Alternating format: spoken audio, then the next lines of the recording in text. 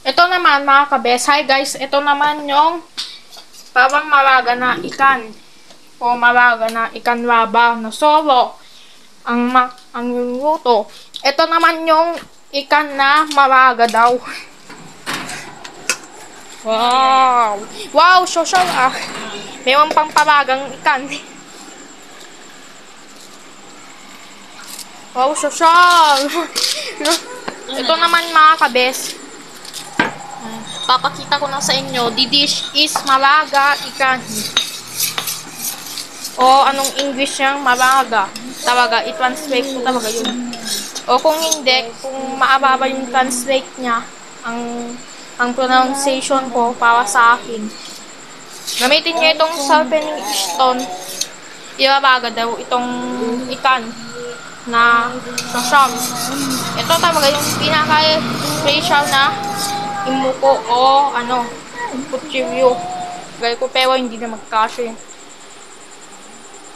Bala na kasi. Truck lang kasi ang gagamitin niya.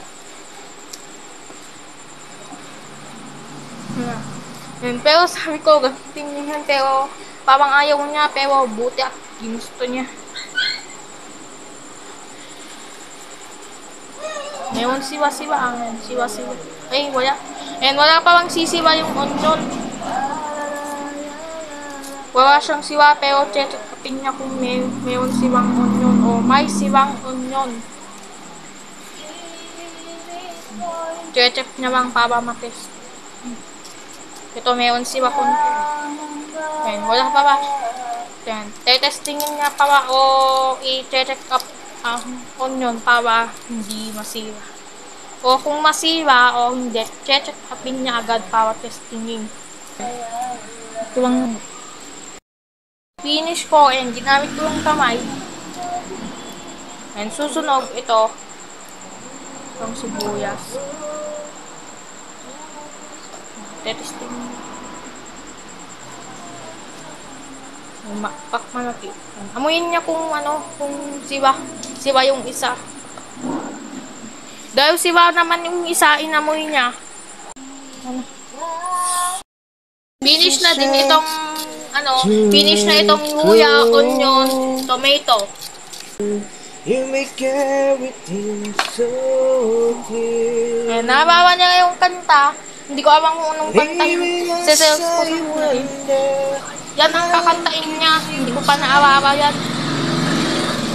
Meron talaga nakain itong dinner night ko pang evening lang. Ib lang kasi yung panggabi. Ib. E-B-E. Ib. Kung ignim naman, E-B-E-N-I-N-G. Ignim. Ignim na. Kasi panggabi yan eh. Hindi siguro natanggal yung kinain niyang ikan. Tatanggawin ang kabiskis pero parang kokonti lang yung kabiskis niya, mga kabes. Ganito lang kasi yung strategy. Meron konting kabiskis, mga kabes. Huwag natin napitan. Kuwakwan yan. Meron kasi ikan. Gumagawa talaga ng ikan kaya namatay din siya. Natabunan talaga yan namatay din siya. Gagawa pa move of the can fish. Kaya dive of the namatay na yan kasi gagawaw yan. Gagawaw kasi ng ikan kaya namatay na ang ikan. Hinugasan itong parang meron lang sawangsa ng malagang ikan. Gaya na din yung tomato, onion, at saka ginger. Tapos papakita mo. And add the black pepper. Pepper kasi yan kaya add the black pepper. Hindi yung paper. Pinaper kasi yun. Paper yung paper. Tapos iyan, pepper. Hindi yung paper. Iba yung paper, pinaper. O paper. Ayan. Add the magic sarap. Seasoning packs. Ayan. Add the Ajinomoto. MS. Ayan. Add the Ajinomoto. Seasoning name. Ayan. Add the salt. Kaya rock salt talaga yan. Gawing sa dagat o beach. Gawing sa dagat kasi yan ng asin. Gagawain niwang parang tubig na maalat. Nakita ko na yung noon, nung 2022, natikman ko yung maalat na tubig. Dun sa Wangtay. Ang rayo doon. Magpabiyahe pa. Tapos, lagyan naman ng mantika at the cooking oil o use oil lang. Parang use oil ng mantika kaya add the cooking oil, use oil to transfer in plastic bottle.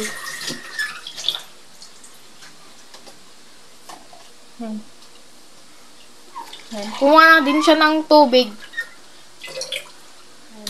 Kumuha siya ng tubig. Add the tap water. Ayan. 7 ml or 10 ml. 7 ml of tap water. Adobo. Malaga. 340 ml of soy sauce. Kasi ito yan eh.